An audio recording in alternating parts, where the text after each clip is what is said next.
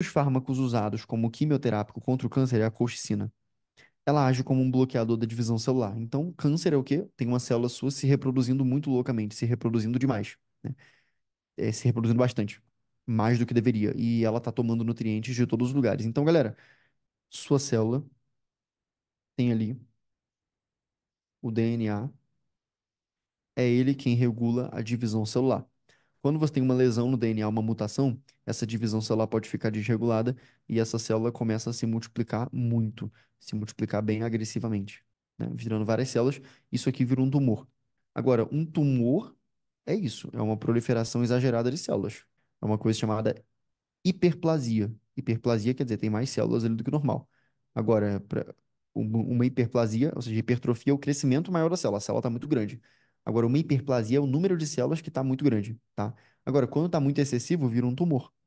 Agora, o que que diz se o tumor é benigno ou maligno? É o comportamento do tumor. Se o tumor tem comportamento, então isso aqui que eu estou explicando para vocês agora é uma coisa da biologia mais moderna que tem caído no Enem. O Enem tem gostado muito de perguntar sobre essas coisas. Se o tumor ele está com características angiogênicas, angio vem de vaso, tá? Angiologista é o cara que cuida de artérias e veias. Quando o tumor ele tem uma característica que ele próprio está sinalizando moléculas que constroem vasos sanguíneos, então aqui tem os teus vasos principais, aí o tumor está lançando ramificações de vasos sanguíneos para lá. Na verdade é o contrário, tá? O tumor lança a molécula aqui no vaso e o vaso vem até ele, tá? Vai puxando o vaso até ele. Isso aqui é a característica de tumor maligno, de tumor que faz metástase. Porque ele está fazendo isso para ele drenar sangue, receber nutrientes e para ele mandar células tumorais pela corrente sanguínea que vão desembocar. Por isso que dá muito metástase, dá muito onde? No fígado, que é o local onde passa todo o sangue do seu corpo, basicamente. E nos rins também. São os lugares que mais recebem ali sangue e mais emitem também. Então, isso é uma característica de tumor: crescimento agressivo, comportamento angiogênico. Por isso que existem alguns tipos de tumores que podem ser curados por dietas cetogênicas, dieta com zero carboidrato. Porque o tumor, uma das fontes preferidas dele de alimentação é glicose. Então, você tendo uma dieta muito baixa em carboidrato, você pode acabar matando o tumor de fome, porque o corpo vai preferir dar energia primeiro para as células mais saudáveis. Mas são só alguns tumores, não quer dizer que dieta cetogênica cure câncer, tá? Então, beleza. Então, por isso que ele fala que já. Então, eu tô dando vários esquemas mentais. Sempre que você pensar em coisas de tratamento de câncer, geralmente você tá falando disso, de interromper divisões celulares excessivas. Por que que a colchicina age no tratamento do câncer, né? Ele tá dizendo aqui, ó, o que ela faz é o seguinte, ela age, tá escrito aqui, ó, ela age como um bloqueador da divisão celular. Então faz sentido, ela bloqueia a divisão celular, mas como? Intervindo na polimerização dos microtúbulos. Aí você tem que revisar divisão celular. Tem aqui a célula. Opa, a célula tá aqui. O ciclo celular tem a fase G1, tem a fase S, tem a fase G2 e tem a fase da própria divisão. Vou falar aqui com base na mitose, tá? Aqui tá a célula. Fase G1, growth 1. Fase G2, growth 2. Então isso aqui é tudo crescimento. Embora na fase G1 seja um crescimento um pouco mais intenso e demorado e acelerado, tá? Fase S, fase de síntese. Então, a fase S, tudo isso aqui é antes da divisão celular, tá bom? Isso aqui é o comportamento prévio da divisão celular e aqui é a própria divisão celular. Na fase S, você faz síntese de DNA, então você duplica o seu material genético, tá? Então, aqui tem o núcleo, tem o material genético da célula, tem aqui o núcleo, e tem o material genético da célula. Como é que tá o material genético da célula? Ela tem ali DNA na quantidade normal, e esse DNA pode estar dividido em 46 partes. Então, dois, três, quatro, cinco, seis, sete, oito, nove, 10. Como se fosse 46, mas eu desenhei só 10. Ok, então isso aqui, comportamento da célula normal. Na fase S, isso aqui tudo já é o preparo para a divisão celular. Que normalmente ela está na fase zero, fase G0, que não está fazendo divisão, está de boa, tá tranquila, esperando as coisas acontecerem. Na fase G1, ela começa a crescer para fazer divisão, tá? Só que isso aqui não é divisão, isso aqui é só a síntese do DNA dela. Então, o que que é essa fase de síntese? É a fase em que cada pedacinho do DNA dela fica duplicado. Então, nessa fase ali, você tem uma duplicação da quantidade de DNA que ela tem. Quantidade. Tá? Então, é muito importante você discernir, é muito importante mesmo que você faça o discernimento entre quantidade de DNA, quantidade de genoma, no caso, quantidade de material genético, isso é uma coisa, e número de cromossomos. Por quê? Porque na fase S, ela continua tendo, ela tinha antes o quê? 46 pedaços de DNA, né? Não vamos chamar ainda de cromossomo, porque cromossomo é quando ele está super condensado, tá? É quando ele já está ali preparado. O cromossomo é o DNA. O cromossomo é pedaço de DNA, mas é condensado. Então, olha só, tem 46 ali pedaços. Depois dessa fase S, que é a fase em que ela faz duplicação de DNA, ela continua tendo 46 pedaços. A diferença é que agora cada pedaço de DNA tá assim. Antes estava assim, agora tá assim. Tá duplicado. Então, ok. Agora, o que que acontece na própria mitose? Agora vamos lá. Essa célula aqui, ela entrou em mitose. Tá? Então, vamos pensar aqui na célula entrando mesmo na mitose. Vai começar a própria divisão. Então, para começar isso a acontecer, tem aqui o núcleo, tem aqui a carioteca. E dentro, eu tô com 46 cromossomos, mas eles estão todos assim, nesse formato duplicado. Estão todos assim nesse formato duplicado. E aí ela vai entrar na divisão. O que que vai acontecer na divisão? Primeira fase, prófase. Então, como é que você grava tudo que tem na prófase?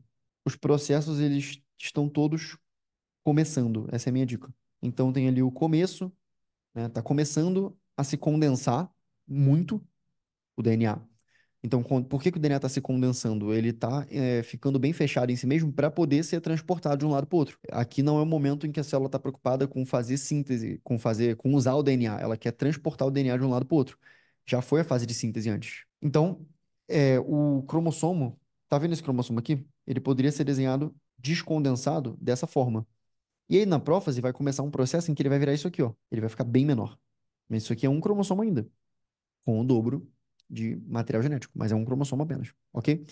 E aí na prófase você tem isso, o começo da condensação. Outra coisa que você tem na prófase, que é bem importante que você saiba, é tem o começo da destruição aqui da carioteca. Então a carioteca está se desfazendo. E também você tem o começo da migração dos centríolos. Os centríolos são as estruturas que vão projetar as fibras que vão puxar esses cromossomos depois.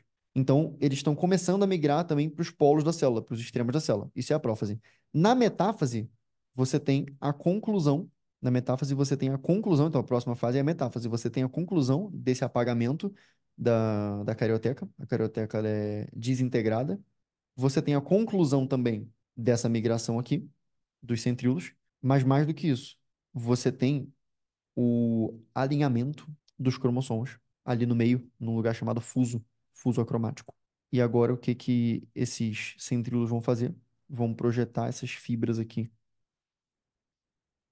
e vão pegar os cromossomos. E agora o que que eles vão fazer em seguida? Isso aqui é metáfase. Então, metáfase é isso aqui. O que que você tem que saber sobre a metáfase para a prova? Especialmente é bom você lembrar que a metáfase é a melhor hora para você estudar o cariótipo das células, ver os cromossomos das células. Por que isso? Porque na metáfase você está no grau máximo de condensação dos cromossomos. Então, lembra aquele processo que o cromossomo estava se apertando, ficando pequeno? O pico desse processo é na metáfase, é onde ele está mais condensado. E faz total sentido que esteja, porque a próxima fase é a anáfase. E é na anáfase que você vai separar isso aqui. Na anáfase, você vai puxar eles de volta. Você vai puxar os cromossomos, né, para cada lado. Então, o cromossomo, lembra? Um cromossomo estava com essa estrutura aqui, duplicada. Isso continua sendo um cromossomo, mas é um cromossomo duplicado. Você vai agora separar ele. Então, você vai puxar para um lado isso aqui e vai puxar para o outro isso aqui. Tá? Então, você vai recolher. Isso é a separação das cromátides irmãs. Só que antes você tinha o quê? Um cromossomo. E agora você tem o quê? Tu tem dois, mas é um para cada célula. Então, isso aqui vai finalizar assim, ó. Eu estou dando exemplo aqui com 4, mas isso acontece com 46. Então, na anáfase, você tem isso. Então, você ficou. Você tinha quatro duplicados, eles viraram quatro para cá e quatro para cá, mas é o cromossomo normal, de sempre. Isso é a anáfase. E agora você tem a citocinese, que acontece dentro da telófase. Então, a telófase é isso. A telófase é a fase de finalização. Na telófase, você faz isso aqui. Você faz a citocinese, você corta a célula dessa forma. Ok? E cortando a célula dessa forma, você dá origem agora a duas novas células que estão com a mesma quantidade de DNA de antes. Porque antes você tinha quatro cromossomos, 46, né? Mas supondo quatro, estariam assim. E agora tu tem quatro e quatro. Só que com a carga genética normal, porque antes a carga genética estava duplicada, tá? Então por isso que a mitose dá origem ali a células iguais a ela, iguais à primeira, tá? Essa explicação tá bem simplificada, galera. Quer dizer, tem tudo que é importante nessa explicação, basicamente, mas é, não. E aí tem um restabelecimento da carioteca, né? Aqui também. Mas o que acontece? Ela foi rápida. né? Eu passei rápido pelas coisas, intencionalmente, para dar tempo, tá? Então, o que que a colchicina está fazendo? Ela está intervindo na polimerização dos microtúbulos. Então, você lembra aquela fase que eu disse que tinha aqui a célula e você já estava aqui com os cromossomos assim? E agora, lembra dos centríolos? Eu falei que os centríolos eles estavam lançando aqui, estavam capturando aqui. Isso que eles estão lançando são os microtúbulos. Essas cordas são os microtúbulos. E o que acontece? Eles têm que se polimerizar para formar isso. Então a colchicina está impedindo que isso aconteça. Está impedindo que tenha essa polimerização dos microtúbulos. Então, qual é o mecanismo que ela tem para impedir esse crescimento do tumor? Ela inibe as mitocôndrias, diminuindo a produção de ATP, não tem nada a ver.